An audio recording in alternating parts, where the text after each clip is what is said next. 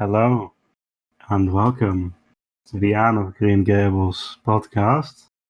I am the host, Master Art. Today we will be discussing episodes 25 till 29. We hope you have watched them, and then we are doing the podcast thing. With me is... Hi, it's me, your local not gamer. I like anime, and I'm a vampire. Yeah, what's up? I'm Simsman, and I'm here to bring absolute loss of peace. Hello, I need to read more Skullman. I still have not read any. Like, I've read a tiny bit, but that's the point. Let's talk about Anne. Okay, fine. Episode 25. Vamp is taking the lead. Whoa, that's pretty spooky.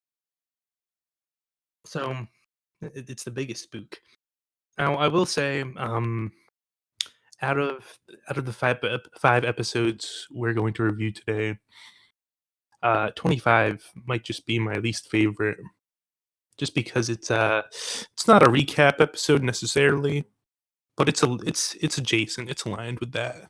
My note just says basically it's just a remembrance with Anne to Diana. That's what we're doing this episode, a remembrance where we go through it, and Anne basically she wakes up and she's like, "Oh no, I have an injury." She's been home for like a week or weeks at this point, having her ankle heal, and Diana hasn't visited for 4 days, and Anne's starting to really worry. And I just want to say how the episode starts off actually like very calm. Like, Anne isn't acting like crazy or anything. She's a bit of a mood, but once she finds out that this is a misunderstanding later on, we find out. But Anne learns from walking down the stairs and hearing Marilla and Matthew saying, Marilla's telling Matthew, "Hey, dog, you know, don't tell Anne this." I hear Diana is in Charlottetown or something, and she's sick, so don't tell Anne. But Anne finds out, and Anne might go crazy. And that she does. That's what this episode is. It's Anne after collapsing, being put back in her bed. Pretend collapsing, what it seemed. She's up in her room just for like, I got the sense that it was like a few days or something. And basically, Anne just like writes, like she's writing out her feelings to Diana, possibly like letters. Possibly. It's like on like a notepad, which is weird. But yeah. You can see it. There's a shot, a very good shot, towards the end of the episode where Anne and Diana hang out, because eventually Diana comes back and surprises Anne. And then you can see in the background all the notes Anne wrote to Diana. Oh, yeah. Yeah, so Anne just recounts a whole lot of the stuff that Diana and Anne have done together. And, I didn't hate this. There's like the recap episodes in Ava just kill me, but in this show it's like this is bearable. Yeah.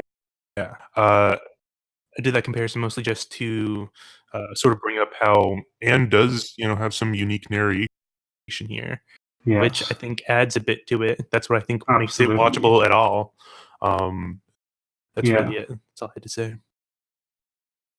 I had to say that through the flashbacks, you can really look and tell that the character designs of Diana and Anne have been changing, and they are growing, and they are getting older.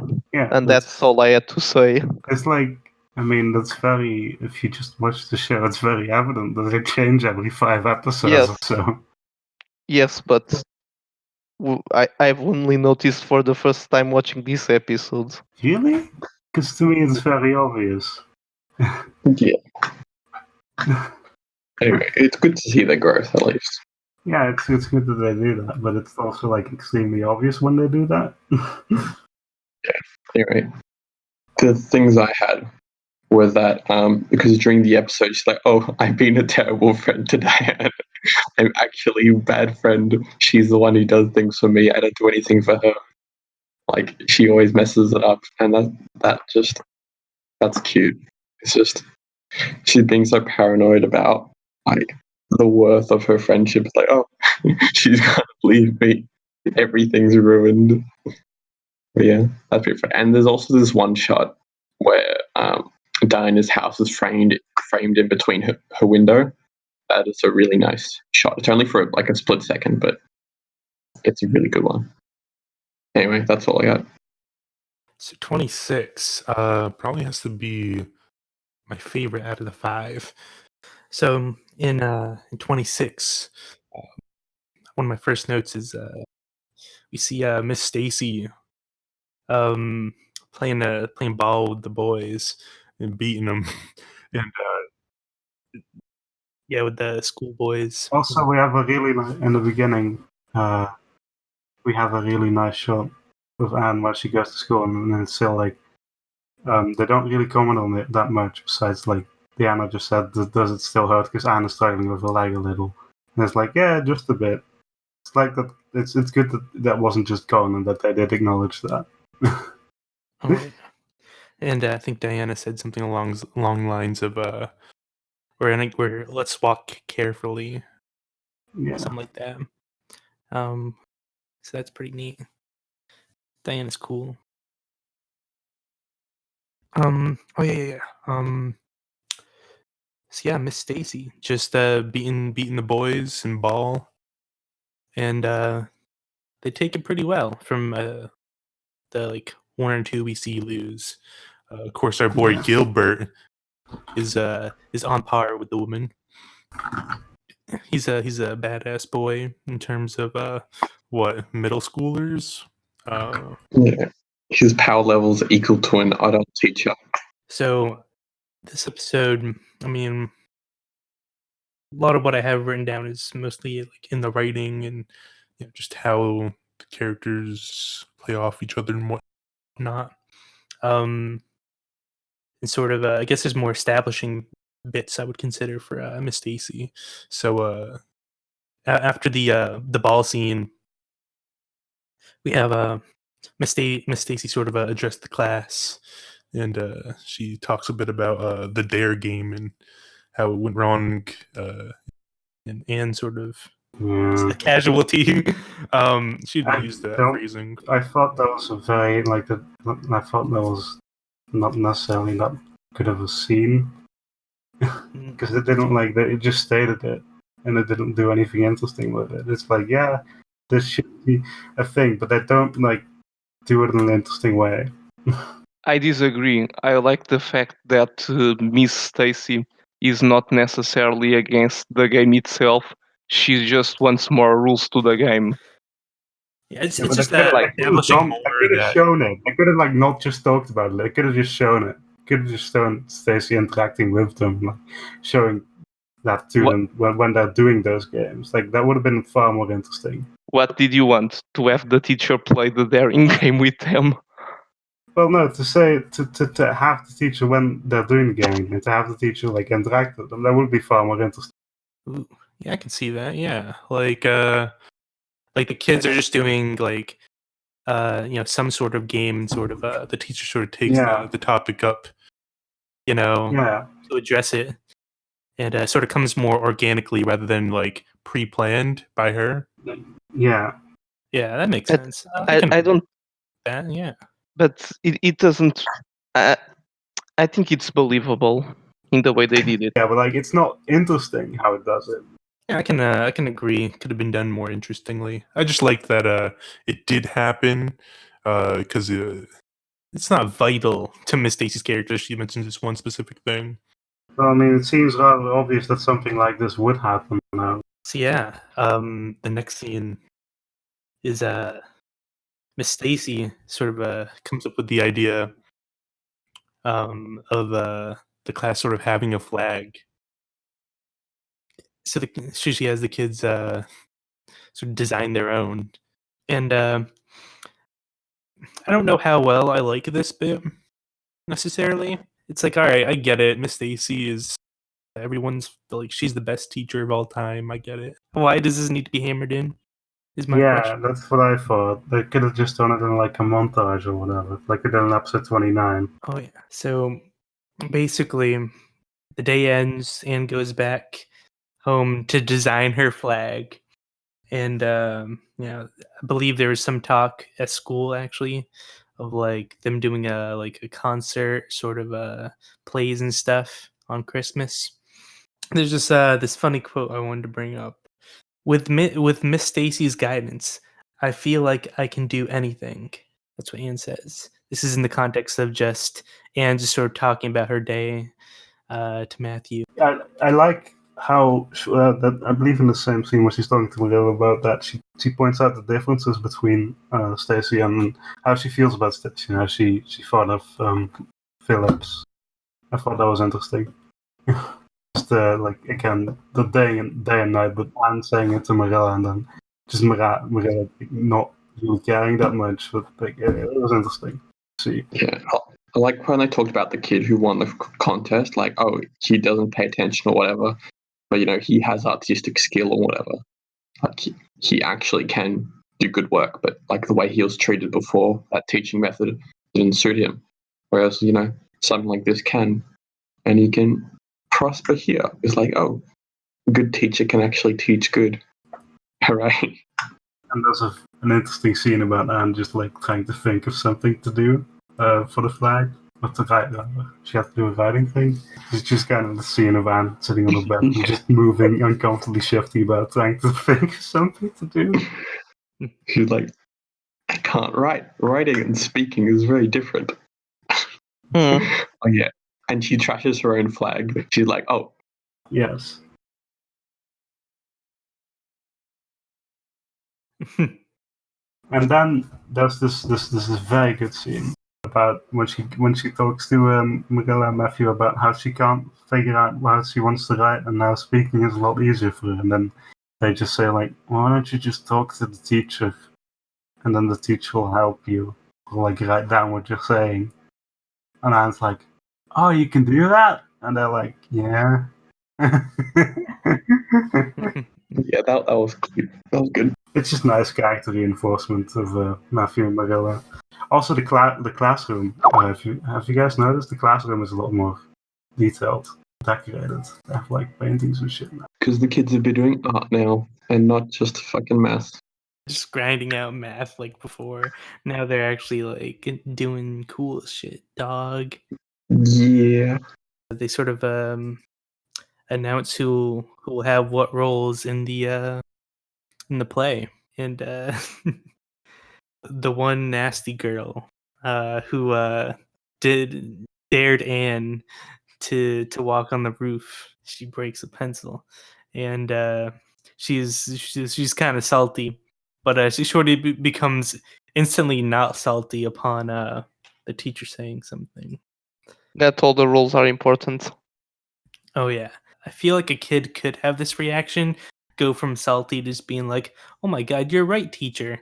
Looking at the bigger picture, everyone has their own role. Oh yeah, she is a liked teacher, so the more like the teacher, the more willing, I guess, kids are to the ideas. But I did find it a little bit weird at first that she just was like not salty immediately. It's believable. I just don't like how it's done that much. Like it's fine. It's fine. Yeah. Like, It's functional, but yeah, that's my problem with like I think the classmate stuff is the strongest in episode 29 in the montage, quite honestly, in like the stills, because there's a lot of information in those stills. Yes. We're gonna get to that, but like oh yeah.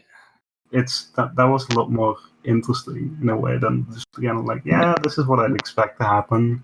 And like Anne talks earlier in the episode, Anne talks about wanting to be a teacher.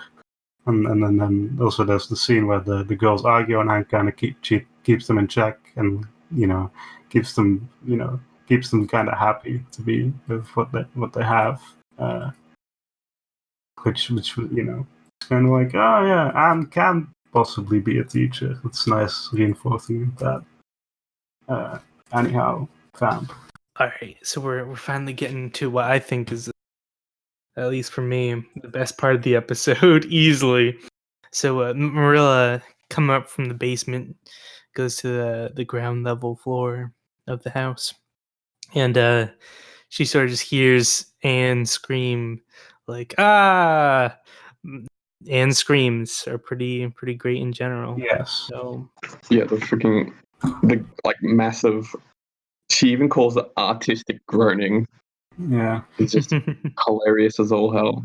Yeah, She's it just is. because she's been screaming previously, like, oh, we know her cries and we know her screams already, and now we get one even I think it's fair to say it's a little more done, just because she's acting it, but it's just God, just hearing her, and she does it in the future as well. So in my notes, just one more scene I believe that I want to go over. The scene is just at the end of the episode, sort of Anne sort of goes to Matthew after Marilla's like, all this acting, huh, I don't like this. Huh, it's probably gonna make you kids more vain than you already are. And so Anne just goes to Matthew after hearing that from Marilla going off to do whatever, and sort of just confides in him, and Matthew is encouraging to her. Yeah. And it's a nice way to end the episode. A nice note with a nice little interaction. Nice is how I describe the scene. It's very pleasant. I wanted to mention one quote by Anne. It's when she's talking about. I think this is about Miss Stacy. She says, "When she pronounces my name, it feels instinctively she's spelling it with an A." I just think it's a good quote. yeah, 27. Basically, the episode starts off with the girls being Anne's classmates, sort of being over to the Green Gables household, just practice some acting and whatnot. Yeah, Matthew gets home, and whew, and once he realizes there's a bunch of girls in the house, a bunch of strangers that are also girls, um, he instantly runs to another room. It's really funny because he sort of doesn't have the door completely shut. He's sort of looking into the looks like the dining area where the kids came Yeah, the downstairs, cooking talked for a little cooking bit. and dining area. Yeah. Well, no, they came downstairs because they were going to go home, and they were doing it downstairs. Mm, sort of Matthew then has a realization during that scene, during all the happenings, like Anne's different from other girls. She's brighter. She's got bigger and starrier eyes. This is like, I'm basically just paraphrasing from the episode, and sort of gets the idea in his head that he wants to get a puffed sleeved dress for Anne so she can shine brighter, I guess. Before he does anything, he's still in that room hiding for some reason. Marilla comes upon him once realizing that one of his boots has been left towards the entrance of the house, and he's sitting there in the corner, not in the fetal position necessarily, but on his butt, uh, with one boot still on. And he just when she asks, "What are you doing? What's going on?" He just like doesn't know. He didn't have a lie for that, so he sort of fumbles. It's like, I'm just chilling, dog. I'm just resting, bro. later on during the day, he's smoking his pipe like a real detective with his hat on. And he's like, oh, what could it possibly be that Anne's missing? And Marilla's just like, you're smoking, get that shit out of here. I was like, no, man, I gotta smoke. I gotta think real hard. And then he's just thinking. And then in the background, these bagpipes start playing. Yeah. And then he gets and the then his eyes open. Yes, His eyes he's open. got this 1,000-yard stare. He's his brain opens up. It's like, oh, she doesn't have puffed sleeves. We must get her puffed sleeves. And then you have this comical zoom in, like this flashback to them. It's and then amazing. one of the girls with puff sleeves is this comical zoom in. It's fucking hilarious. Oh, so yeah, that's just one of the greatest scenes just in this episode. It's and amazing. then he just keeps nodding to himself about what He's just like, yes, he's yes. realized what he needs to do, so he just keeps I will nodding to make the himself. arc. Yeah. I will do God's work. So yeah, he promises to himself that he's gonna do this thing. He's gonna get Anne that dress. The next day he goes out. Yeah, and he keeps averting his eyes from everyone who says hello to him, which is a thing I do. He's like, oh, I'm in public. Oh no. He goes to the store, and I'm a little confused on the store's nature because they sell like garden rakes and sugar and like tea sets. Yeah, it's just just call it a general store. It literally that's what it is. This is one of these fan service scenes where it's like it's not It's not. It's a in what ways comedic it's fan scene, service? mostly. In what ways it's fan service?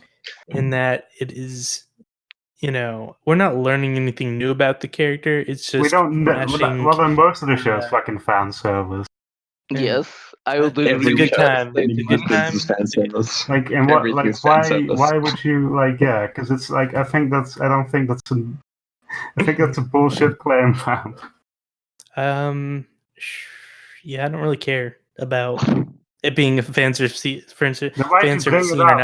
not. Why'd you bring it up? Is this a good scene? Question mark. I think Yes. so. All right. We've It's good established that development. it's indeed. Like, No, yeah, right. because it reinforces. First of all, it reinforces Matthew's characters about stuff about this guy, about him being shy and whatnot, and also that he wants to Reinforcing is not improve the from same that. thing Also, as learning let me something. talk. Okay, that he wants to improve from that and stuff, and he tries to do stuff on his own, and I think that's very powerful about Yeah. Matthew in this episode. Looking also, back on it, Like his stuff, his interactions with the shop owners, he's very like he's taken aback, but he tries. Like he's very distracted. I'm distracted by this kind of stuff as well. Like this woman who when he goes to the shop, she has these rings around her arms, and these rings around her arms, and they cling, they make this noise, and Matthew's very much distracted by it, and he keeps his eyes on it, and like he keeps trying to ask like, oh, I want, and then he's like, a rake. He yells, like he puts his arms down on the desk, and he's yelling, a rake, and then the bagpipes come again. And then the bagpipes come in, and there's like, oh, I'm gonna actually ask what I want and what I need and be a man. And then he points to the dress. Like he points to the dress, but she's like, "Oh, sugar, yeah." And then he comes home, and then Morella's buys sugar. This isn't even good sugar. She just said like, "Oh, why'd you go to this shop and not the other?" Like this is so coarse. This isn't normally how they serve it at the shop. She said it was dark and coarse, I believe. Yeah, dark and coarser than like the other shop. Then we get this. This is Matthew at home. He's failed. Yeah. He goes to Rachel, right? Yeah, because he goes and he tries to a woman's job. I like how he kind of communicates with the narrator. This episode, it's like he's talking to him in his mind. And he talks to him as Rachel, and he has a stir, and he struggles to say what he really means. Like Rachel does get it eventually, and he does like this. He wants to like say like puff sleeves, and like he does this motion with his hand, and he's like, "Oh yeah, puff sleeves. Yeah, I'll do that. I didn't know you were so much interested in fashion." Also, I think that Matthew is more comfortable talking to Rachel than talking to other women because he's known Rachel for like most of his existence. Yes, sort of. Rachel brings it over, like the morning of Christmas or before Christmas, something like that. The night before Christmas. She sort of explains sort of the situation. Hey, Matthew told me you guys wanted this made so Anne wouldn't find out if you were making it. This great scene where Marilla's like doing stuff on the stove and making tea, and then she hears Anne's voice from outside, and she's like, and she pushes Matthew like with the present, like go away. Like she's like, You don't want her to find out about the present. yeah, and it's like, and then she, even though she disapproves, she knows that this is important, incredibly important to Matthew, and I thought that was, it's Yeah. very sweet because we don't see, we haven't so far seen that much Marilla Matthew interaction on their own without Anne, and like how they do stuff, and usually it's more like on the authoritative side, and this was like very much like, you are my brother, I didn't want to help you. Yeah, it's good. But yeah, even there's one thing, but even before this, I want to say that when she's first when Lynn tells Marilla, like, oh, I've got this package. Oh, let's talk about this inside. Like before she goes inside, she gives Matthew this look. Yeah. I know what you did, you fool. And then Matthew's just like, oh dear, it's all come upon me. This is why the whole animation thing is great, because Matthew's body language and eye movement in this episode, and like just a lot of him hesitating and how he moves, is so specifically timed and so specifically like storyboarded and animated that you get exactly what he's thinking. Just like, even if you cut out the narration, you could get most of what he's thinking, most of what he wants to do, just through the way he moves and the way his eyes and the way it's shot, and it's beautiful. It's great. I wonder, because watching this episode like without any audio, like without any dialogue, you probably could get quite a lot of the information anyway. Yes. Like you would understand what's happening. Yeah, that's why I would say this is a truly, like, even for the show, which is a lot of great episodes, this is a truly standout episode for the show because of that. And then also, they reincorporate the gag of Matthew airing up everything, but this time he's not. He's like, oh yeah, I can open the window and let it out, and he does it by himself. He can relax now. He can relax. He's like, it's done. The deed is done. I've done God's work. The holy narrator. Yeah. You have a very, very cool ending shot of Matthew and Marilla and the window. Yeah. Just windows in the show are very good. They understand that windows are framing devices. Yes. Very much so.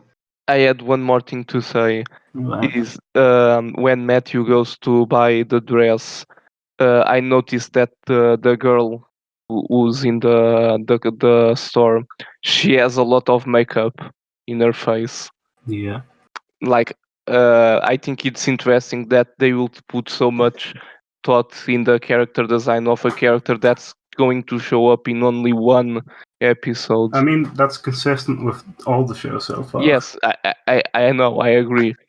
And I wonder if, this girl dresses up and gives a lot of thought to her image. I wonder if that makes Matthew even more nervous. I think it does, definitely.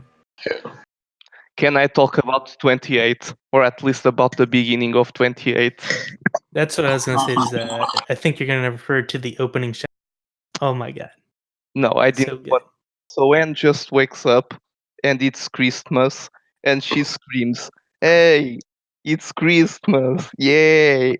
She did scream, yeah, it's Christmas, but she screamed another thing too. Concert. Yeah. And the snowing backgrounds are amazing. Yeah. They get lovely. Oh yeah. They really, like, I've touched on this in the previous episode, but they really managed to get a contrast between the inside of the house and like the snowy outside. Mm. Yeah. Let's sort of let's analyze that a bit, at least in terms of like color theory, like basic color theory. I think a lot of the outside in these shots is like, it's got blue and it's got like some yellow, and the inside the house has like purple wallpaper and is a lot more warm colors. Yeah, just the brownish red of it. Yeah, I had that in my notes as well.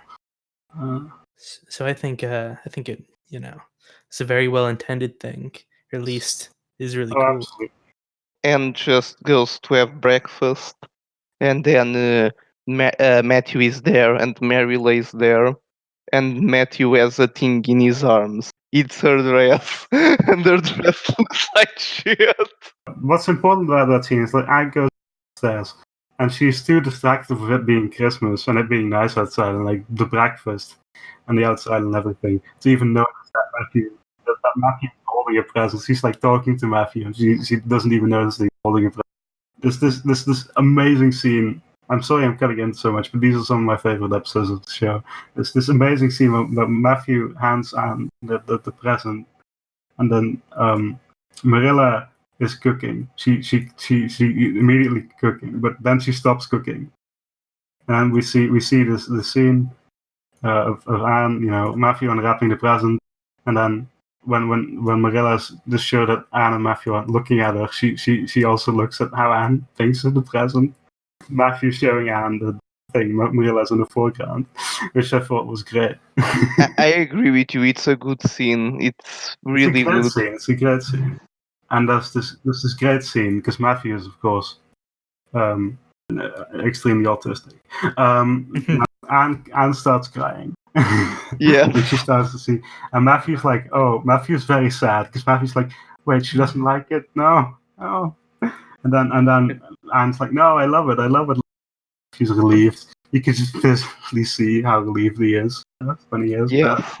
And then Anne hugs Matthew. And Anne is so excited about getting dressed. She's running around the room and she's like, she wants to go upstairs to try it. And he's like, Matthew, I'll do this. I'm gonna do that. I'm gonna try this. And it's like they really sell how much gratitude he has towards Matthew in a short amount of time.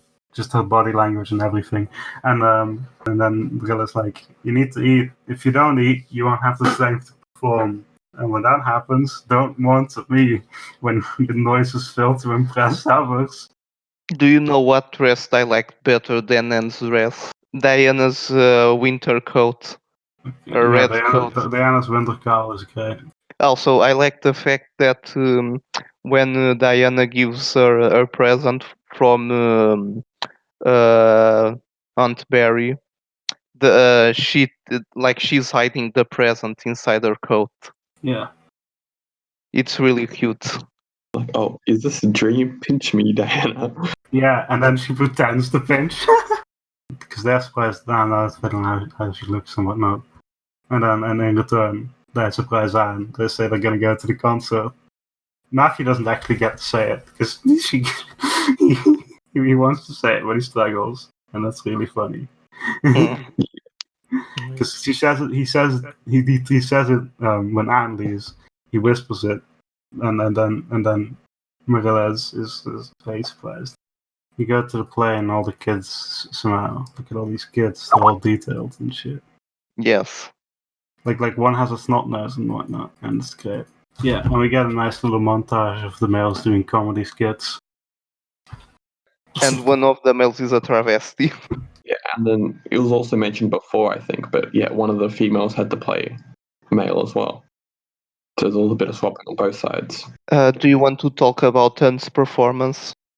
Or Diana's performance? Like, it's whatever. Yeah. In both cases, it's whatever. Like, the play is the least... Like, anytime a show does a play, the play itself is the least interesting bit.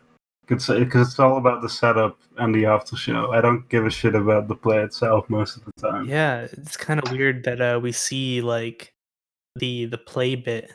Like, there's, like, a partial scene that we sort of get shown almost, like, out of context a little bit. Or quite a bit. And I'm like, why'd they even put this in? Yeah. Like, it's with Anne and, Also, I really liked I'm not sure if it's still Diana's voice actress. No, it wasn't. It was a different voice actor, and I hated that. Yes. I really I would hated think that. so. No, but they wanted a good singer. Yes, but I hated it. It wasn't even a good singer. I would have liked it if it was her actual voice actor and the singing wasn't. I don't think her performance was even like that well done in any way.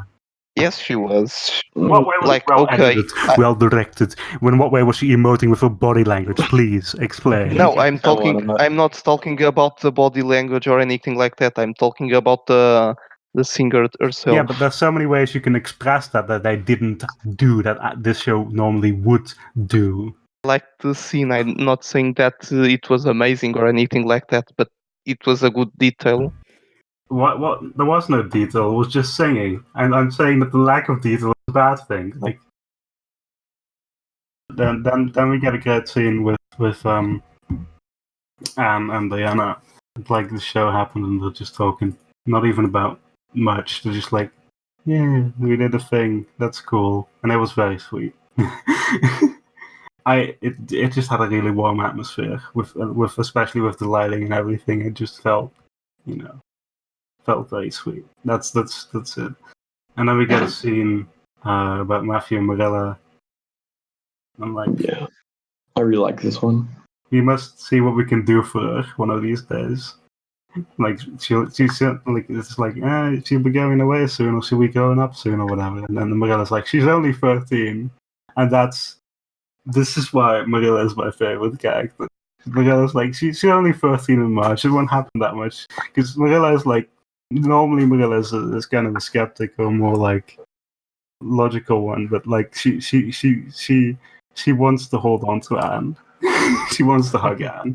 She wants to like she wants to see Anne grow up, but she also just wants to think, Anne, just hold Anne. Yeah, She doesn't want to see Anne go. She wants to see Anne grow up, but she doesn't want to see Anne go. Yeah. And I thought that's so realistic. It's so cute. I thought it was great. And we get the end of the episode. After that scene, there's another. This is the scene that like. This is why I like show. This is why this again great endings. Is Marilla tucks Anne in. She goes to check and it's like she's already 13. She's already been here for like almost 2 years, and then like. And she tucks down and it's like, yeah, but also sad. This is one of my favorite episodes of the show. I would call it maybe not particularly dense, but it is sort of dense. Sort of starts off with the whole present and whatnot, the dress. It's kind of a grand episode in my head where all this stuff happens, and at the end, Anne gets tucked in, where it's like any scene that we would need of Anne getting tucked in would be this episode. Yes, where all the big events have happened and on all that, So it just feels right. A lot of this episode. Like Marilla's actually like they're both recognizing like Anne as like she's going to become an adult. Like that is going to be part of her character soon. So they need to think about that and acknowledge it. Like she's growing, and I love that they do that there. And it's like, oh, this is kind of a turning point. It's good. We're ready for 29. Yeah. Yes. Let's move on to next episode. I think probably the first thing to talk about with this episode is what's on everyone's mind is the montage at the start. Yeah, we just get a great shot of like this all this time has passed and we just like children and stuff. Basically, classroom politics happens and kids have been like reacting to each other during the play and interacting with each other. Yeah. And there's been some drama that's happened, and then that quickly gets narrated over while we get some screenshots of it happening, and it's really good. There's a lot of faces. Yeah, it has a really fast rhythm to it. Yeah, it's like we're getting this out of the way, but it's important, Again, I've said this, and you can agree, disagree, all you want, but like this moment, this like 2-3 minute montage, shows so much more about the school characters than any previous episode.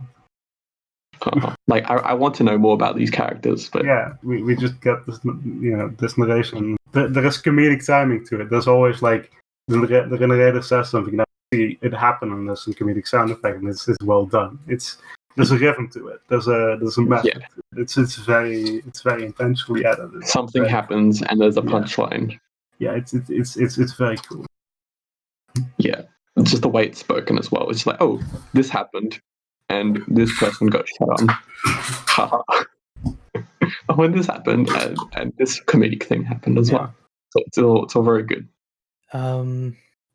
After the montage bits, just Diana and our girl Anne hanging out, and sort of just talk about some stuffs. But Anne has an idea for a story she wants to write, and that's that's what it is. And I don't like the show it that much, I guess, because it's like it's a lot of dramatic scene of a guy in a bowler hat chasing after a girl in a carriage with the horse won't stop, and the guy in the bowler hat just looks like hilarious and weird. And It's the like way a he Charlie runs. Chaplin kind of character. and then they start the story club. Most of the episode is Anne and Diana chilling out. And that's They just talk about stories. it's just walk and talk, and it feels very intimate and comfortable. Because they're so distinctive from each other, and from how they each act, they can play off each other very well. And this episode shows that in a fuller extent than most of the previous episodes. I wanted to talk about one quote in particular that I found not necessarily a great quote, but it's a very meaningful one, which is, "It's more romantic to end the story on a funeral than in a wedding." And Diana nods.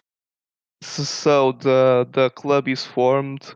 We have the story club, and Jane Andrews and Ruby Gillis also make part of the club, but the boys are not invited. Because boys suck. Eh, Who would The be a boys boy? suck. Dab. Also, when they are describing the stories that they do, Ruby puts lots of love making in the stories. One person does too much love, one person does not enough love, so they don't have to speak on it. And then Diana is like, "Oh, Diana puts murder in her stories. She just kills off everyone." Yeah, and because Anne's this happens while Anne's explaining this to Marilla and Matthew. And then the looks on their faces is like, "Oh, she just kills off all her characters." They're just like, "What the fuck?" I like how the montage is framed when they are talking about the club. Yeah. Because when they talk about the boys being excluded, they are seen outside the building, and then we cut to a shot with them, and we can see them in the window. Five more episodes under the belt. What do you guys think? I hope there's more Matthew episodes to come. Okay. Well then, thanks everyone for making it so far. Yay! Please watch.